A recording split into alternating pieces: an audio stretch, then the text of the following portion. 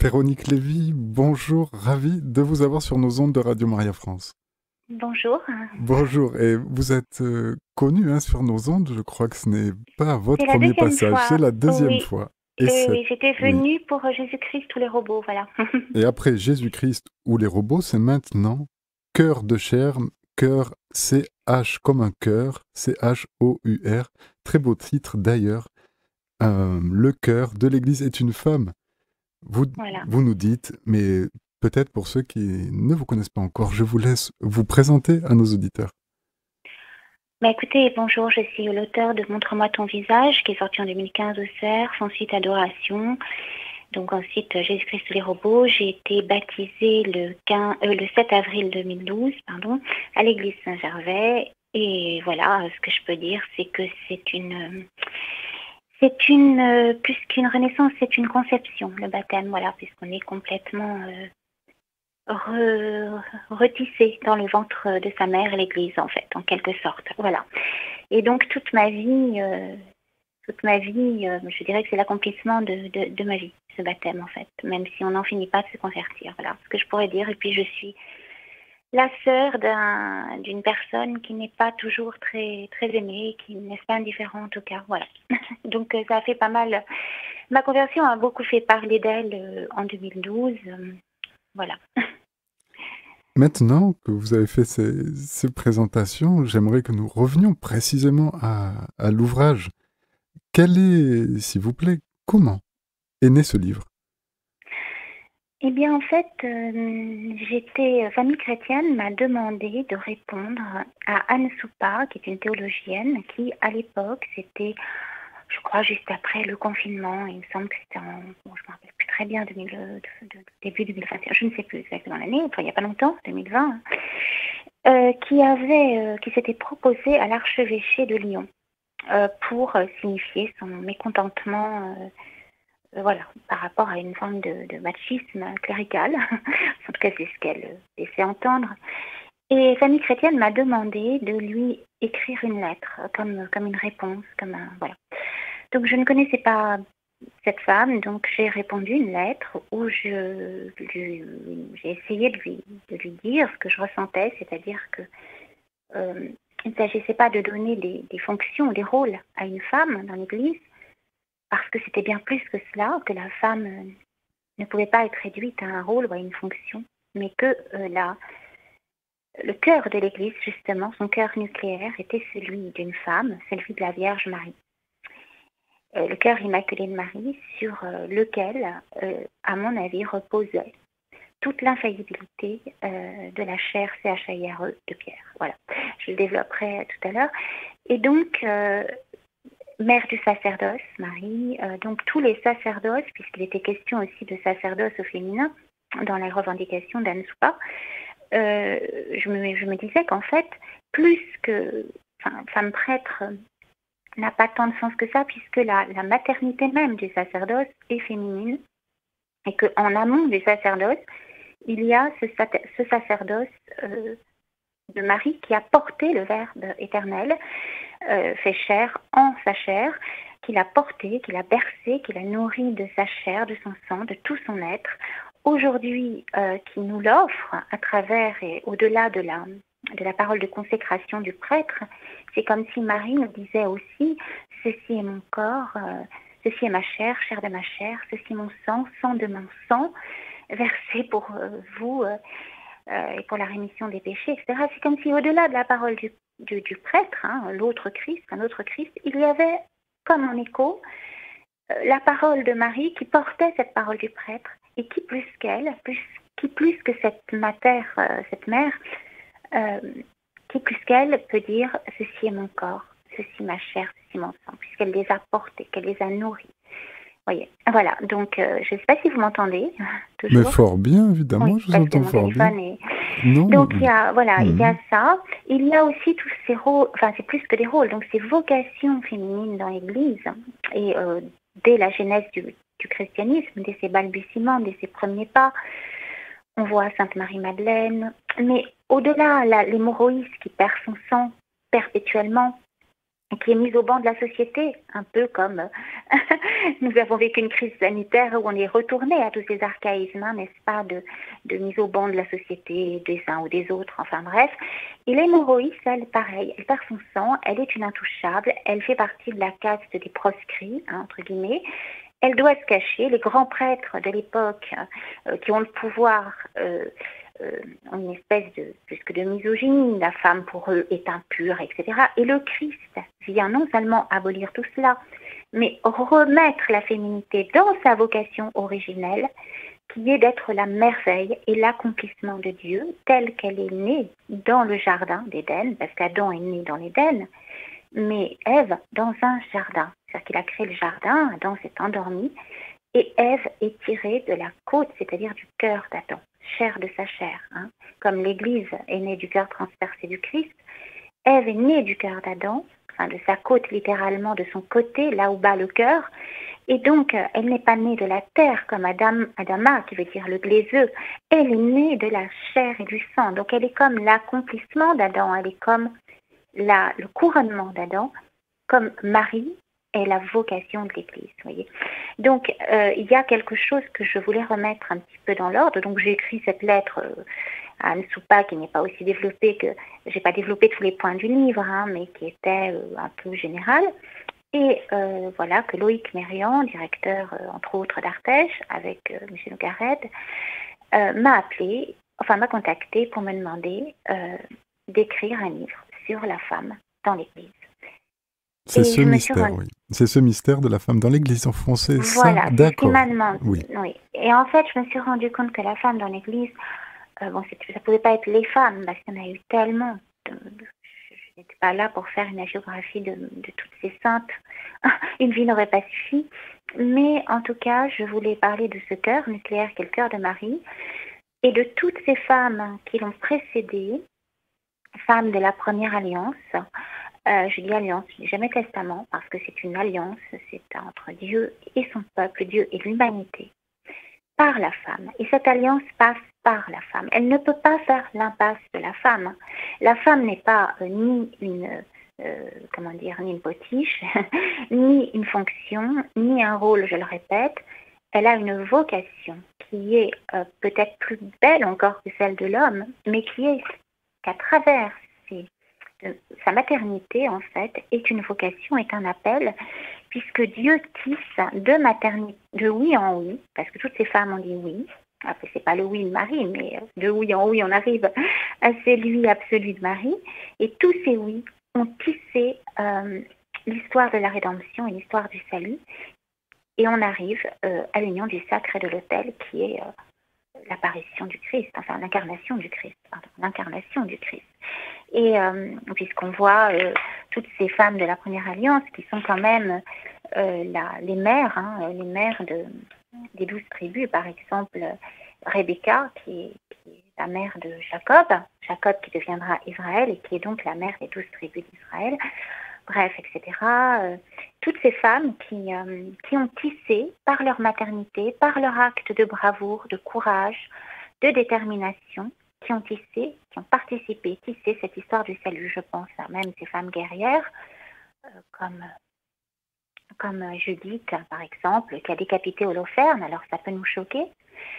Aujourd'hui, on se dirait, tiens, c'est une djihadiste, quoi. Mais en fait, cette femme, elle n'avait pas le choix. Holoferne était le général de Nabucodonosor, et Nabucodonosor avait déclaré la guerre à toute la terre. C'était une guerre globale, totale. Les habitants de Béthulie, la fameuse ville où habitait Judith, étaient cernés. On avait coupé l'eau.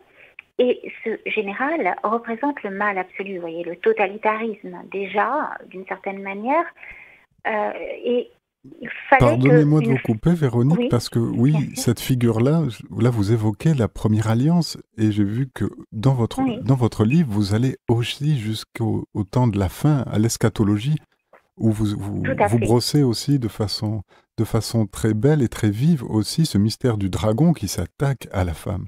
Pouvez-vous nous en dire plus, parce que nous sommes vraiment aux prises avec ce mal en ce moment? Tout à fait. En fait, bon, quand je parle de Judith et toutes ces femmes au sein de la Première Alliance, c'est qu'elles préfigurent le combat final, le combat des derniers temps, qui est le combat de la femme, qui est la seule, la femme avec un grand F, qui est Marie au-delà d'elle l'Église, qui va vaincre le dragon. Mais, si vous voulez, au-delà de l'Église, au-delà du côté religieux, il y a ce côté tout simplement humain, qui fait qu'on le voit déjà dans le jardin d'Éden, quand Lucifer, déguisé en serpent, s'adresse à la femme, ce n'est pas parce qu'elle est plus fragile, plus influençable, plus idiote, c'est parce qu'elle porte en elle déjà cette promesse de la rédemption, puisque Ève et l'ancêtre portent déjà dans ses gènes le visage de Marie, si vous voulez, qui va, parce que le Verbe éternel va s'incarner, en qui le Verbe éternel va s'incarner, et donc la femme, Marie, participe au salut. Lucifer est totalement jaloux de la féminité, et on le voit aujourd'hui. Aujourd'hui, enfin, il est jaloux d'Ève déjà, il est jaloux de la féminité parce que Lucifer, qui veut dire le porteur de lumière, ne porte pas dans sa chair cette lumière puisqu'il est un ange, il la porte comme un oriflamme avant la chute des anges, comme un flambeau. Mais il ne va pas porter cette lumière dans sa chair, dans tout son être. Et donc, il est très jaloux de cela. Et on le voit, il y a une correspondance. Pourquoi je parle du jardin d'Éden? Parce qu'il y a une correspondance avec la fin des temps, puisque celle qui vaincra la tête du serpent, et c'est la promesse que fait Dieu après la chute à Adam et à Ève, voilà, la femme écrasera la tête du serpent. Et c'est par la femme que Lucifer, entre guillemets, incarné pour moi aujourd'hui à travers ce qu'on appelle le transhumanisme, qui en fait est un eugénisme, une tentative d'eugénisme, c'est-à-dire de trier une humanité qui serait parfaite à travers les manipulations génétiques, à travers l'utérus artificiel, parce que c'est pas un délire, c'est une réalité. En Chine, ils sont aujourd'hui en train d'étudier. Vous parlez de sorcellerie quasiment, ou de messe noire, au fond. C'est-à-dire c'est une contre-messe, c'est un contre-sacrifice, un sacrifice offert à Satan, mais un sacrifice qui ne serait pas sanglant, contrairement à des pratiques, parce que ça ne se voit pas. Vous voyez, les manipulations génétiques, c'est avant la conception, enfin c'est au moment de la conception, pardon, ex utero, où on commence à bidouiller des gènes via les ciseaux génétiques. Mais là, je vais encore plus loin, je parle de cet utérus artificiel, je dirais que par le remplacement de la femme, Lucifer veut parvenir à ce que j'appelle le grand remplacement de l'homme, qui n'est pas un remplacement ethnique dont on parle aujourd'hui, dont certains parlent, c'est un remplacement de l'homme par l'inhumain. Pas par une machine seulement, mais par un homme qui fusionnerait avec cette machine, c'est-à-dire il y aurait une interface, l'intelligence artificielle individuelle qui serait une interface avec l'intelligence artificielle globale, et ça n'est pas un délire de complotiste puisque Bill Gates ou Klaus Schwab en ont parlé, ils ne s'en cachent pas. Et aujourd'hui, il y a à l'étude aujourd'hui en Chine, des expériences. Vous pouvez faire des recherches sur Internet, on le trouve très facilement. Des journaux très sérieux en ont parlé. Je crois même Le Monde en a parlé, il me semble. Où ils sont en train d'étudier l'utérus artificiel parce qu'il y a un problème de natalité en Chine. Après la politique de réduction des naissances, aujourd'hui, la natalité a chuté. Et donc, ils sont en train d'étudier cela. Donc, c'est très, très, très grave parce qu'on est en train, sous prétexte de libération de la femme, par exemple. Oh, c'est très fatigant. Certaines vont dire que c'est vraiment terrible de porter un bébé ou que la maternité serait un déterminisme. Au contraire, c'est je l'ai dit tout à l'heure, une vocation, et puis il y a la maternité spirituelle surtout. Mais remplacer la femme, c'est-à-dire aller vouloir se passer de la femme de cette manière, c'est remplacer l'humain, en fait, par l'inhumain. Et ça passe toujours par la femme. Ça passe par la destruction de la femme, par le remplacement de la femme, par l'effacement de la féminité, pour advenir à une société absolument inhumaine, sous prétexte de transhumain, bien sûr, qui est de l'eugénisme en plus, parce qu'à travers cet utérus artificiel, l'intelligence artificielle qui gère cette gestation, entre guillemets, artificielle, peut sélectionner toutes les anomalies, trier les anomalies et éliminer des embryons. Vous voyez, c'est absolument monstrueux. Et c'est ça, je crois, l'abomination de la désolation. C'est pas simplement, ça va de pair d'ailleurs avec le sacrifice de la messe, avec la profanation de l'hostie. Tout ça est lié. On peut pas dissocier le Christ de ces êtres sans voix, sans parole, que sont les fœtus, les embryons, etc., et qui est l'être humain à la genèse de son développement, de sa création, et qui est le germe même de l'humanité. Donc une société qui ne respecte pas cela, qui ne respecte pas la femme, ne peut pas respecter l'humain. Parce que vouloir se passer de la femme, c'est une forme de haine profonde envers la femme, c'est une haine profonde envers Dieu, contre Dieu, en fait, vous voyez. Les deux sont complètement liés. Parce que Dieu a choisi de toute éternité une femme qu'il a créée immaculée, c'est-à-dire sans trace de péché originel, c'est-à-dire c'est pas une perfection, l'immaculée conception, c'est une disponibilité absolue à la parole de Dieu, à son verbe. Une telle disponibilité qu'il a pu se faire chair en elle, et c'est vrai que Dieu aurait pu apparaître comme ça, tombant du ciel un petit peu, vous voyez. Il a voulu passer par les entrailles, par l'utérus d'une femme. C'est pas rien, c'est énorme. Quelle autre spiritualité, quelle autre religion affirme cela? Et je crois qu'aujourd'hui, on a tendance un petit peu à l'oublier. Soit parce qu'on dit que l'Église est misogyne, soit parce qu'on ne rend pas, à mon avis, assez l'honneur que mériterait Marie, vous voyez.